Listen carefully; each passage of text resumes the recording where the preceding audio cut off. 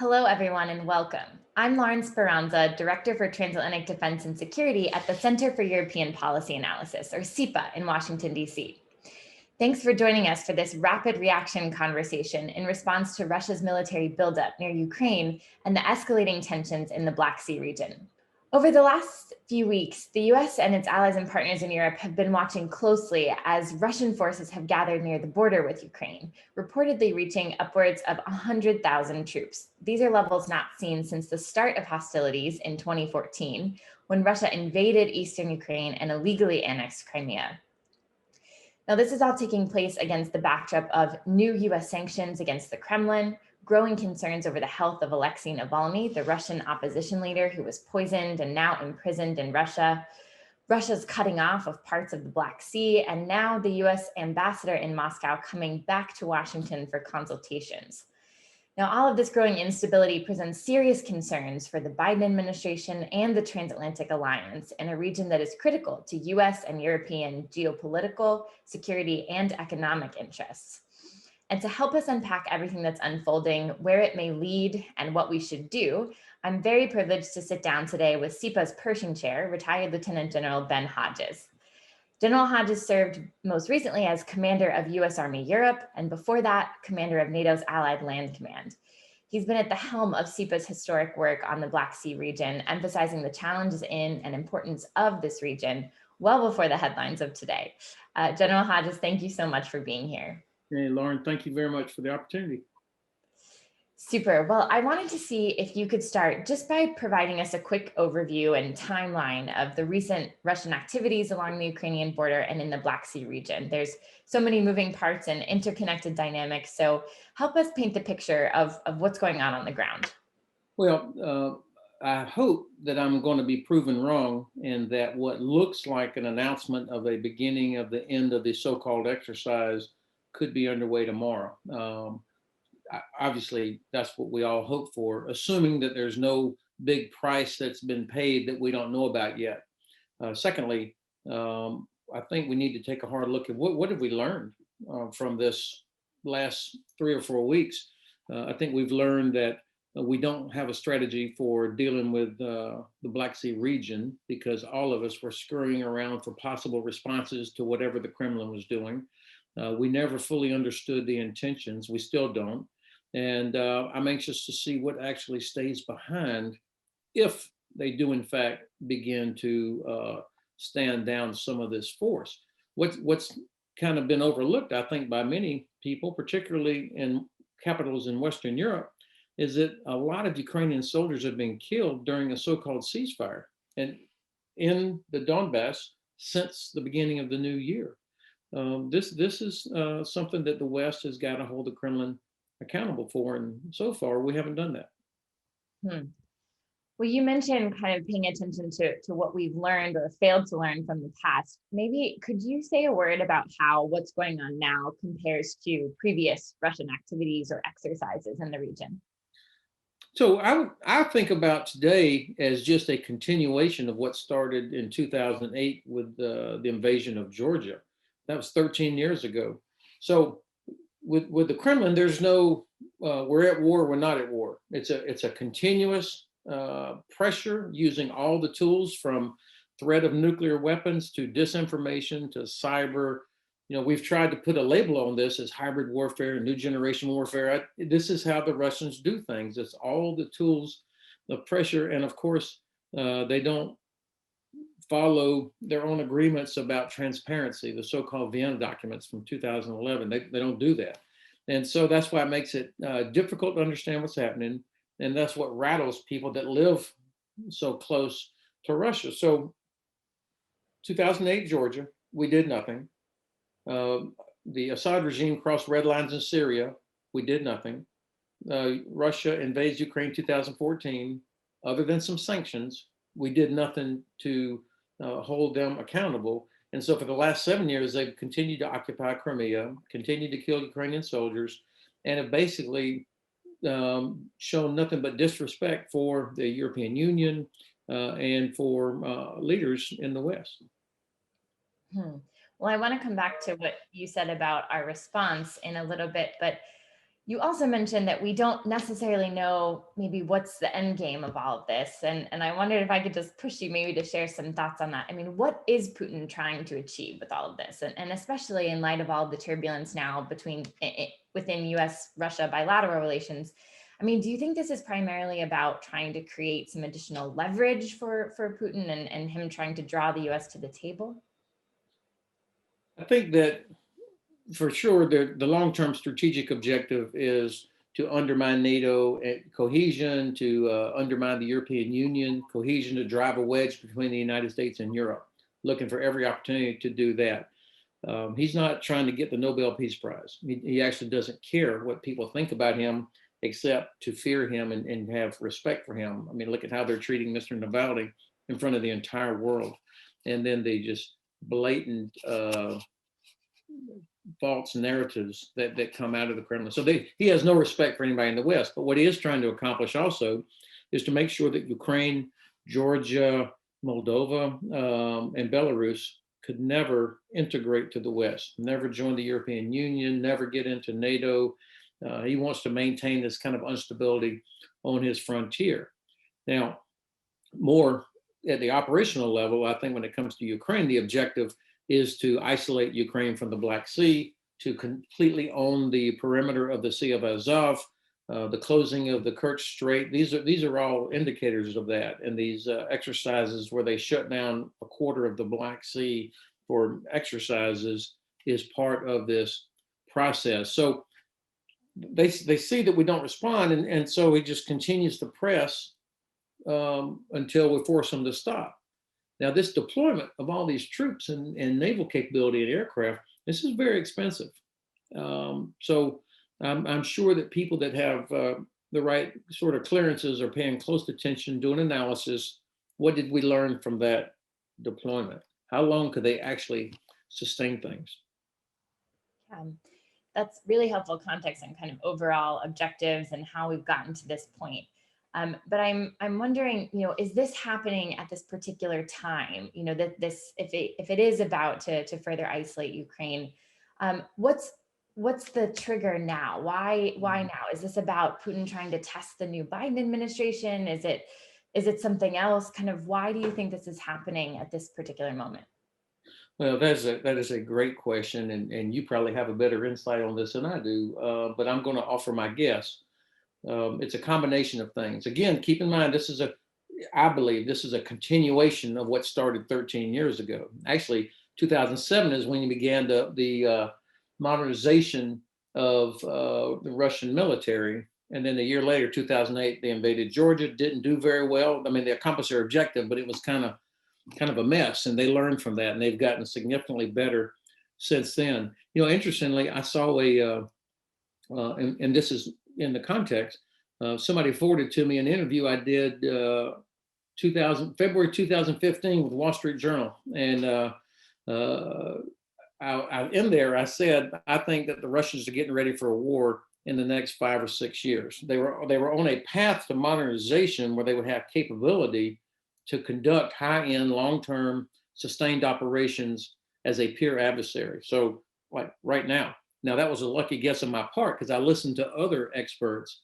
But I mean, right now, they've got a capability. They've reached a level of capability that is really very good in all domains. That's part of it.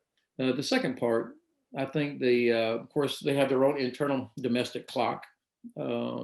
Elections coming up in Russia in September. He'll win, of course. But I think he would like to have a margin of victory that even the West would say, okay, there was cheating, but that was, some sort of legitimacy. I think he'd like to have that. And things are not going so well inside the Russian Federation right now.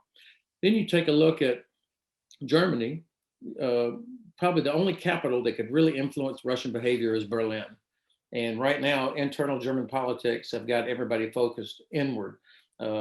It's towards the end of the Merkel era, so they don't have a good, strong coalition government right now. And they're dealing with COVID.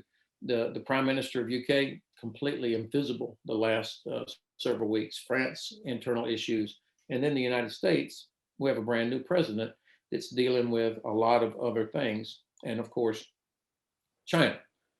So when you put all these factors together, I think the president of the Russian Federation thinks, I've got what I need. Let's put maximum pressure on Zelensky, cause him to cave, or maybe he'll take the bait, or maybe he'll make further concessions inside the Minsk process because nobody else is paying attention. I think that's why it's happening this year.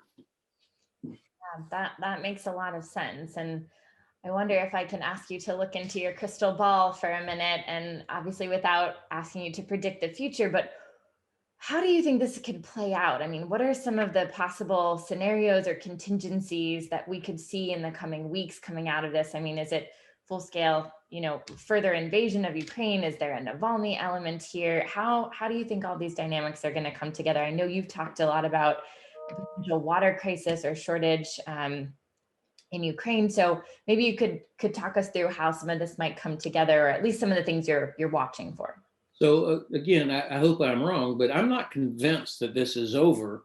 You correctly bring up the water crisis. I mean, it's just April.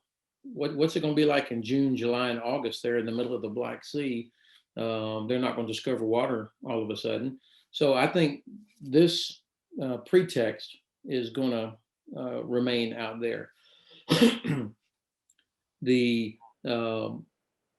The attention of European leaders is so short. I mean, it is so short, and I think that he's kind of perhaps he's taking his foot off the gas right now, because he knows that in 3 months, all of Europe will be starting to come out of COVID and going on summer holiday and getting ready for elections. So this is why I think we have to continue to watch very closely.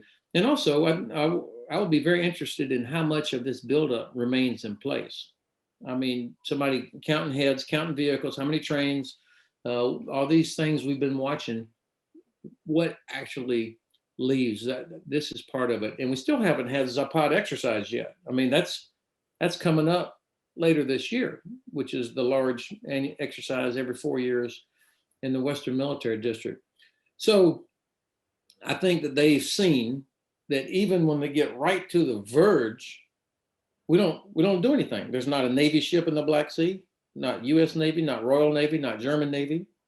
The chances of, I mean, not one country stood up and said, doggone it, we've got to get Ukraine into NATO, or we've got to get Georgia. Nobody. So I think he's pretty sure that that's not going to happen.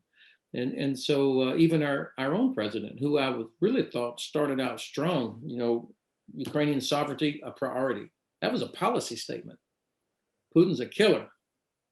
And then our president asked their president for a summit.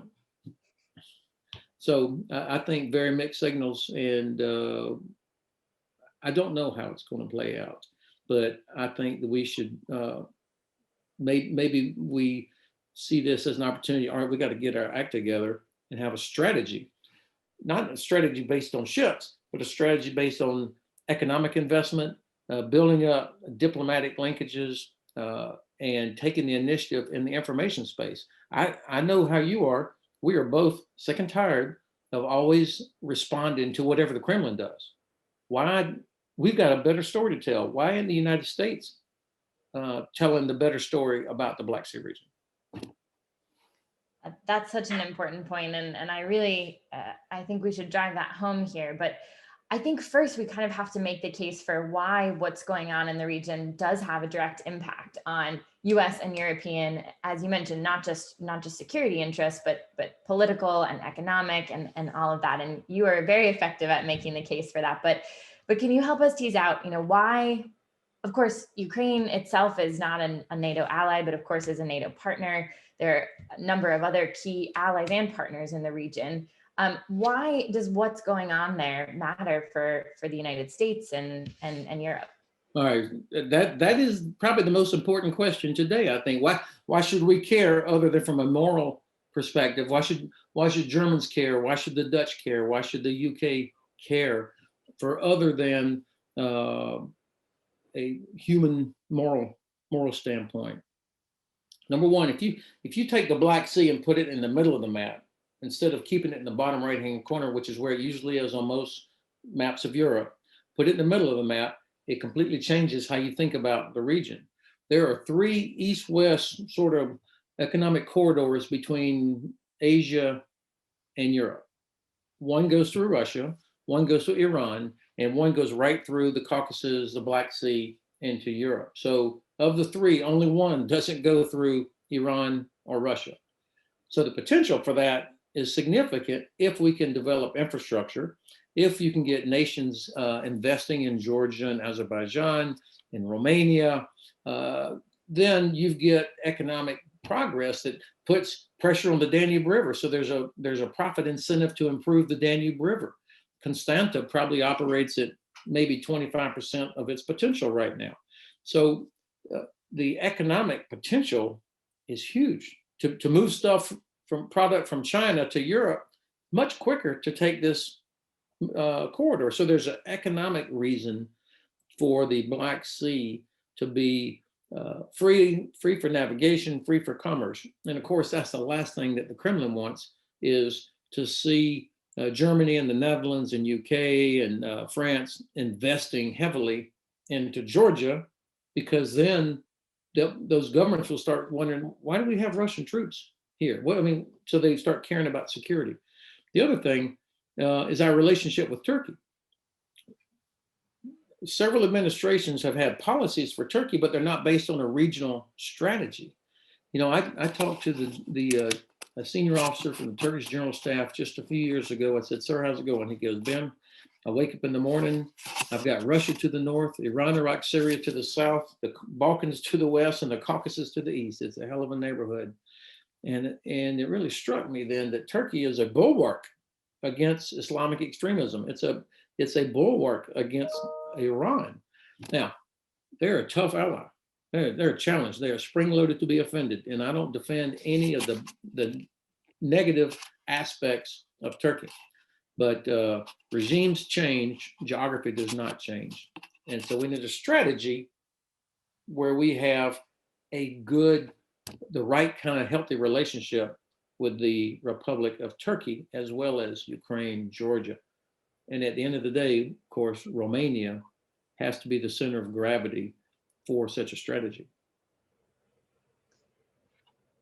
That's really helpful, I think, to think about some of the key players in the region and how the United States needs to be thinking about our relationship with them in the long term, and not just having kind of short-term knee-jerk reactions to current events. And hopefully, you know, the discussions now that are happening around current events in the Black Sea will start to drive that kind of strategy and all the work that you've been doing at CEPA towards that. And as we think about kind of where do we go from here? You know, of course, there's a lot of growing anxiety, I think, of course, in Ukraine, but also from others in the region. What can we actually do now? And what really will deter Putin? From your perspective, I mean, what would you like to see from the Biden administration? You know, where is it most important to coordinate with allies and partners? And what would a desirable or preferred outcome even look like? So I know I sound like a broken record, but I think it's worth repeating. I'd like to hear President Biden say tonight, "I've directed the Secretary of State, the Secretary of Defense, the Secretary of Commerce, and Secretary of Energy, and my national security staff to develop a strategy for the Black Sea region that utilizes every element of American national power, supports our allies and partners, and ensures that there's a stable, secure environment for commerce, for trade, and for young people to grow up and develop their potential." That would be music. And by the way, that strategy would have to include strong relationships with allies and partners that protects the southeastern part of the alliance. That's number one. Number two, I would like to hear the president say again, publicly, over and over, the sovereignty and territorial integrity of Ukraine is a priority for the United States, no matter how long it takes. Just like we waited 40 years for the reunification of Germany. No matter how long it takes, that is a priority for the United States. And I think that will be important. I've had Lithuanians tell me how much it meant to them that the United States never recognized the annexation of Lithuania by the Soviet Union. That matters.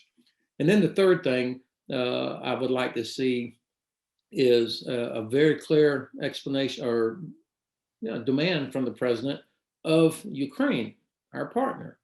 It says, you have to make yourself resistant to Russian influence. You have got to clean up corruption. You have got to give the Rada oversight of your defense budget.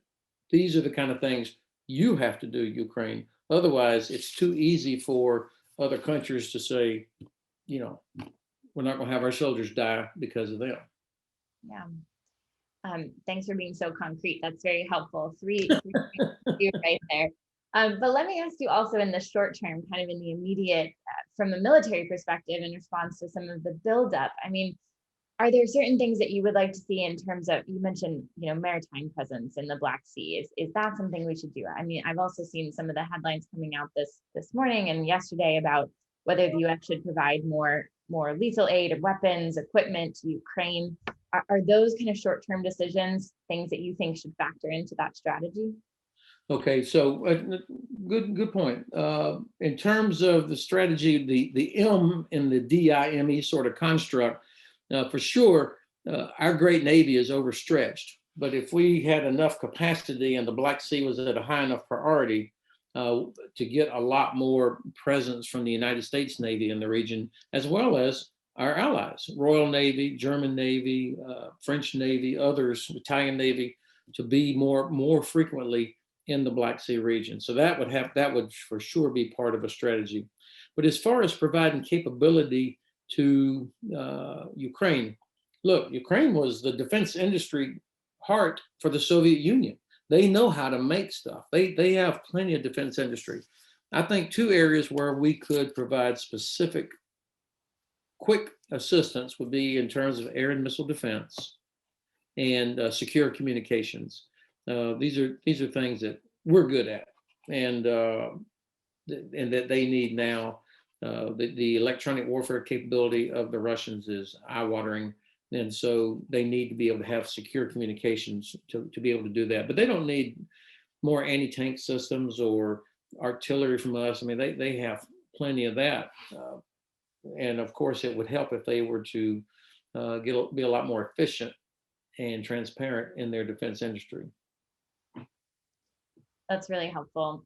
Maybe as one last thought, I mean, we've talked a lot about what this looks like from the perspective of the U.S. and the Biden administration, but you also referenced kind of why should other Europeans care? Why should the Germans care, or the French, or the Brits?